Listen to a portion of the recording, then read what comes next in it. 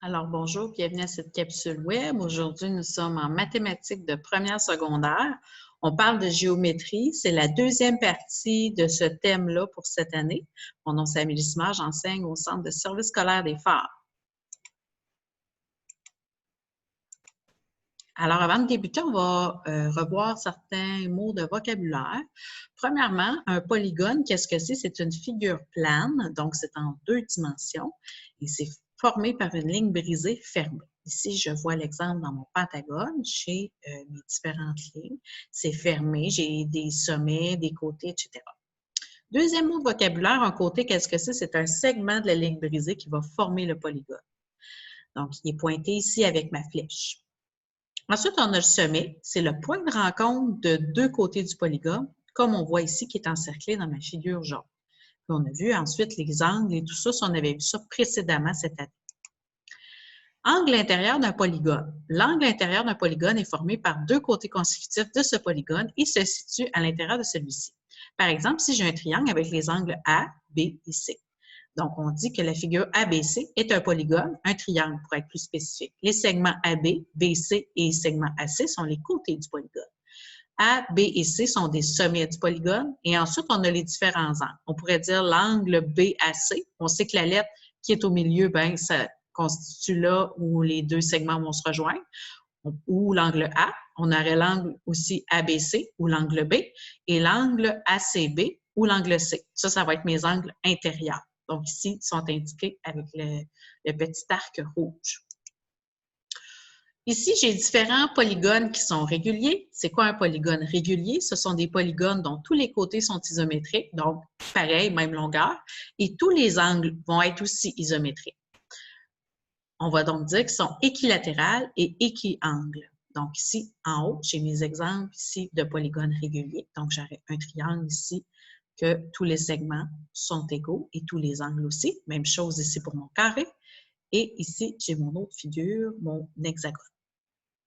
Ici, j'ai des non réguliers. Donc, j'ai un triangle rectangle. Donc, lui, les angles ne sont pas tous égaux. J'ai ici un autre quadrilatère. Puis, j'ai ici une autre figure qui n'est pas équilatérale et équiangle. Donc, en bas, ce serait les polygones non réguliers. Ensuite, on a les polygones convexes et les polygones concaves qu'on va appeler non convexes. Qu'est-ce que ça veut dire un polygone convexe? C'est que la mesure de chacun des angles intérieurs est inférieure à 180 degrés. Donc ici, on peut voir des polygones convexes. Ici, j'ai 4 angles droits. Donc ici, les convexes. Ici, ben, on voit les différentes mesures d'angles sont tous inférieurs, donc plus bas que 180 degrés. Même chose pour mon premier ici.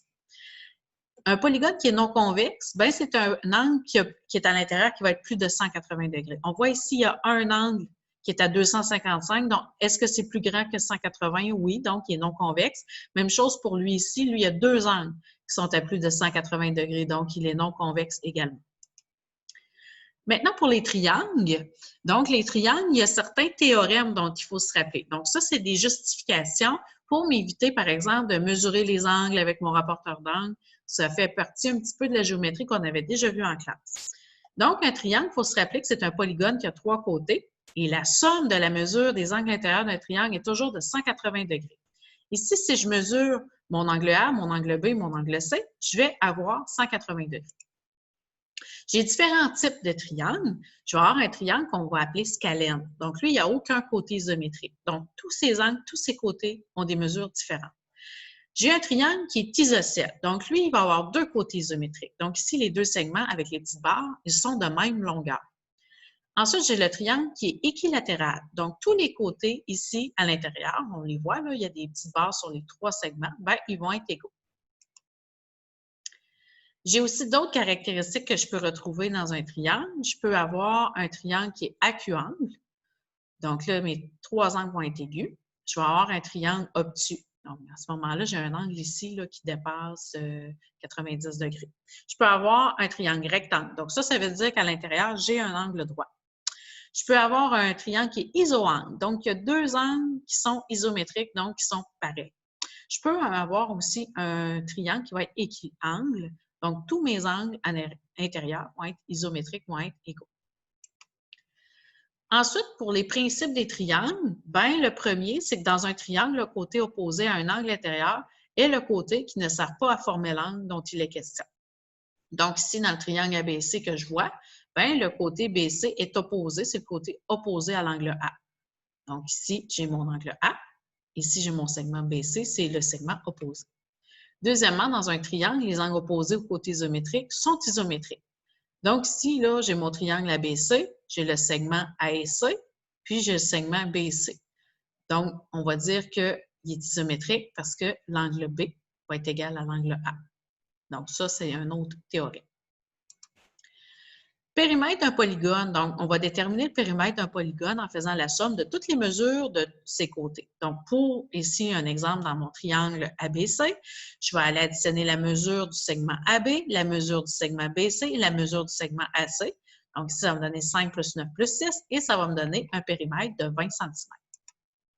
Médiane maintenant. La médiane, qu'est-ce que c'est? C'est le segment qui va joindre un sommet au milieu du côté opposé.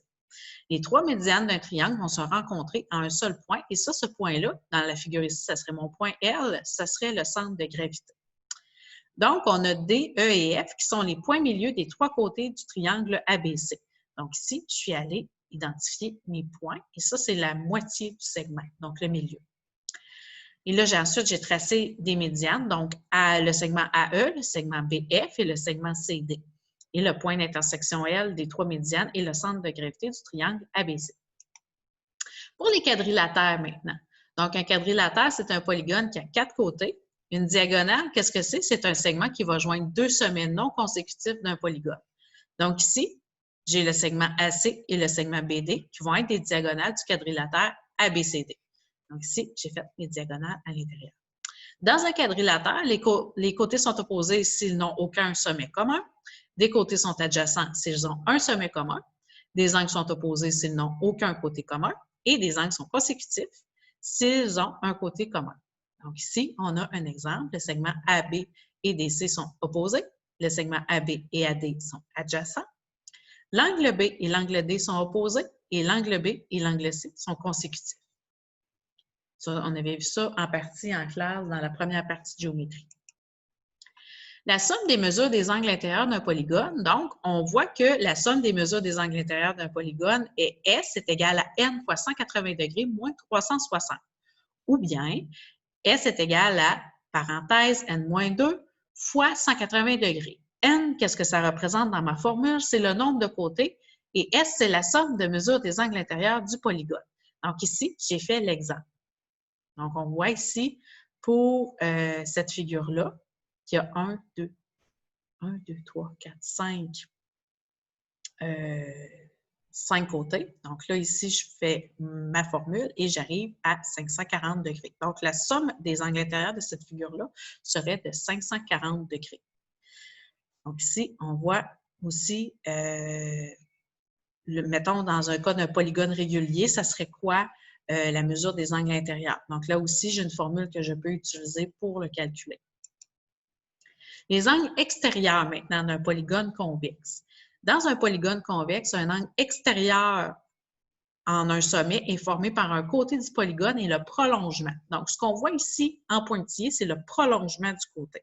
Qu'est-ce que je veux réussir à obtenir? C'est obtenir, dans le fond, une ligne droite qui me donnerait un 180 degrés. Et ça, c'est la justification que je vais utiliser pour faire mes calculs.